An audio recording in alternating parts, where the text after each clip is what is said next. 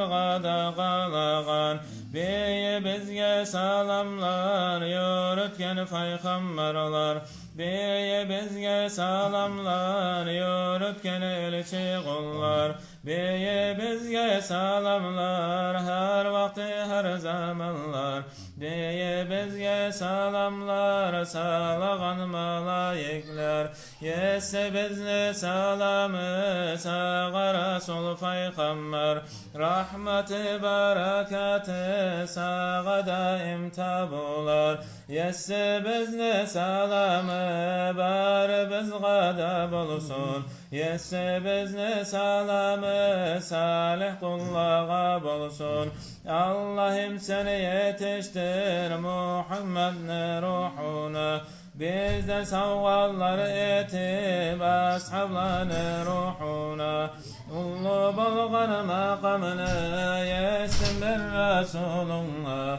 Ur bulgan daracanı yesin bir seyli kulga. Şefaat ateşli kullarından bulayık. Rahmetin ateşli biz bulup da bulayık. Bu peygamber hürmeti bizim edyaşilerden. Sünnetini artma salıp olmayık girşilerden. Televizne seni yorud Rasul'a maktav etip. Bizini zayıflar bulur mu var yetip. Cennetlige baragan kullarından bulayık. Rasul bulan gereken biz bulup da bulayık.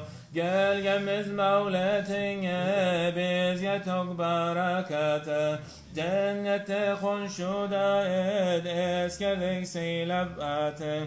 Onu hürmeti bulan rahmu edbari bizga. Onu bulan cennette gala bir hari bizga. Günahı biz bağışla yaşır bizin hatanı. Kavim kardeşler bulan söyle ata-ananı. Korkulardan sen sağla iki dünyada settar. Günahı biz bağışla seylatin bar gaffar.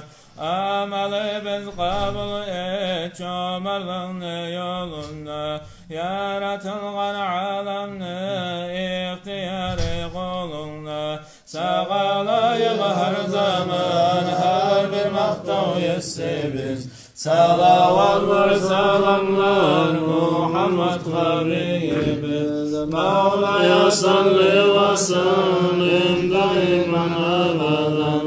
Ala habibike hayri halki kullihim. Mevla'ya salli ve sellim